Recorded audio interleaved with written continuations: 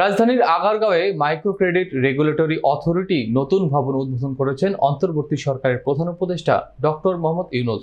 শনিবার সকাল 10:30টায় এই ভবনের উদ্বোধন করেন তিনি। বলতে হবে যে এই কাজের জন্যই লাইসেন্স দেওয়া হচ্ছে, কনভেনশনাল ব্যাংকিং এর জন্য লাইসেন্স দেওয়া হচ্ছে না।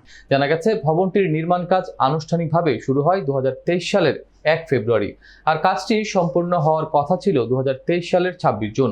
ভবনটি 16 তলা ভিত্তির উপর নির্মিত একটি বহুতল অফিস ভবন, যার মধ্যে boundary wall, gate, guard room, rain water harvesting, septic tank, soak well, signage, mural এবং ডিপ টিউবওয়েল স্থাপন সহ অন্যান্য আনুষঙ্গিক কাজ অন্তর্ভুক্ত রয়েছে।